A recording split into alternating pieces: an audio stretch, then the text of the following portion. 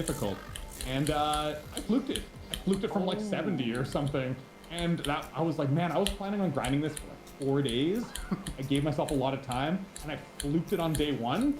And it just like, I was like, I got like a 4-day off vacation now because I just fluked this level. And I was like, yes, it's extra holiday time with the family, you know?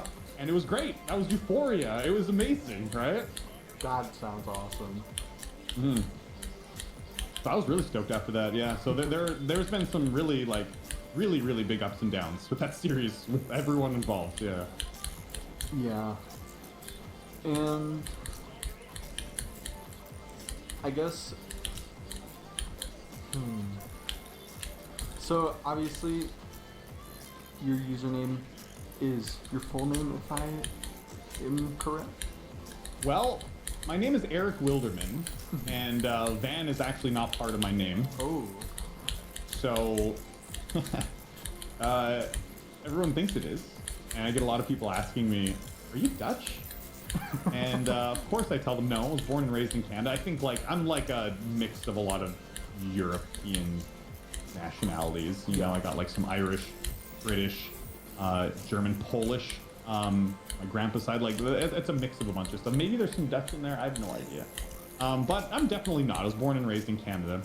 And so the way I got my name is when I was younger, I loved like DJ partying. And, you know, I went to raves and stuff, and I was really good with glow sticks and dancing, and I like that kind of culture. And one day I wanted to be a DJ.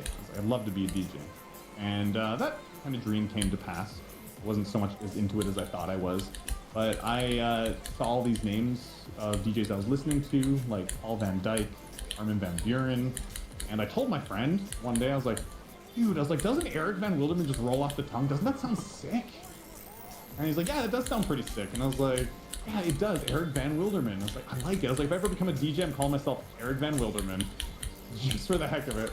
And never became a DJ, but as I was thinking up a name of my YouTube channel, I sort of recalled that moment.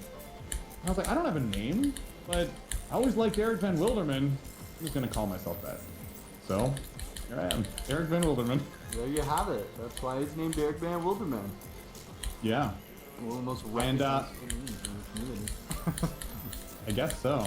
It's not, I will say that back in the day, I used it to my advantage a little bit.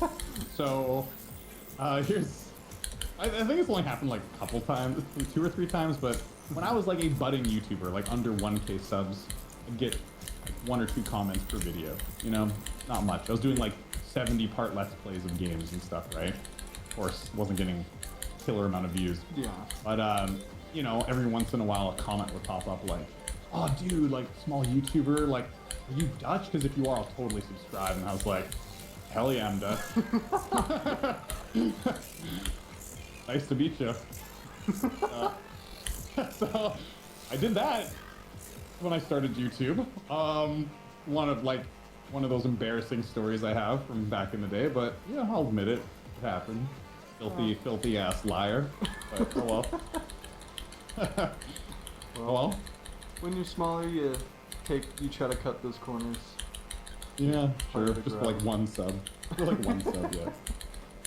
The 1 sub means a lot.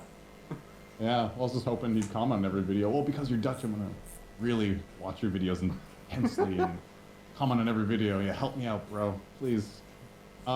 Anyways, yeah, I mean, that's just an embarrassing thing. I think a lot of budding YouTubers have some embarrassing stories like that, like times that they blew up on like a viewer or something, you know, when someone said they were like dog shit at their craft, right?